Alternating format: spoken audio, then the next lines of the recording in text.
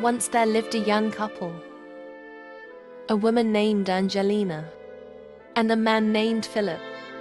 They had 2 children together, Atticus, who was 8 years old, and Johnny, who was 5.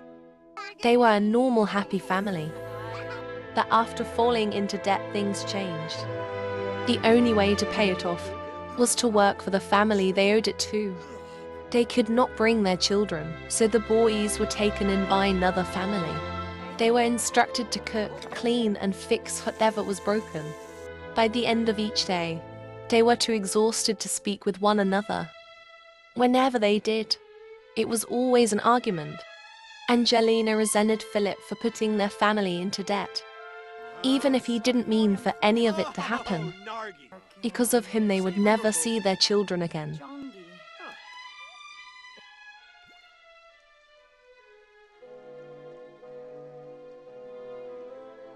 Evangeline Herring was born in 1823. She is Beatrice Porter's only child. Beatrice was not allowed to keep her daughter when she was born, so she brought her to a place and left her. Angelina discovered the newborn and adopted her. Her and Philip named the baby Evangeline. She was exactly what the couple needed. Because they weren't allowed to have children, they kept her presence a secret. As the years went on, it became harder to hide her. In 1834, Beatrice visited the family and told them why she had to leave her daughter behind. The couple was sympathetic until she asked to have Evangeline back. They dismissed her for such a request. They would never give their daughter away. Days later, the couple returned home from work to find Evangeline gone. They didn't know she was taken by her birth mother. While they searched for her, Beatrice told her everything. Evangeline had known her parents weren't her birth parents, but she still wanted to be with them. She demanded to be returned to her family, until Beatrice finally caved. Her parents were relieved to have her home safe. Beatrice left and never returned. However, shortly after that, they received an unexpected visit from their boss. Evangeline was frightened, but they managed to get her to hide in time. When they were ready, they let the man in. When they asked what he wanted, he didn't answer. He started looking around in search for something. Angelina grew nervous watching him. When he found nothing, he confronted them about seeing a child. He reminded them that children weren't allowed and would only put them in further debt. Philip promised him that there was no child there, with no proof of otherwise. Their boss had no choice but to believe them.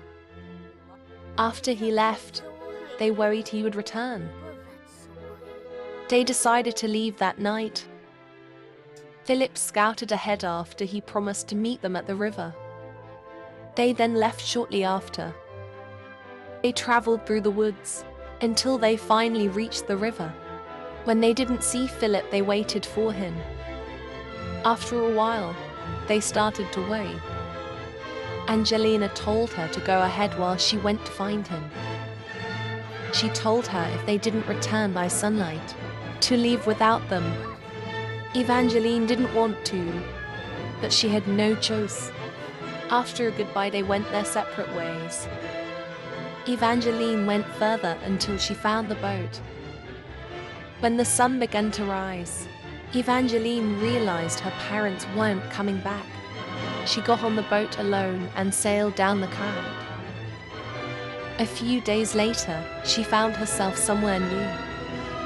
She was noticed by a woman and called over.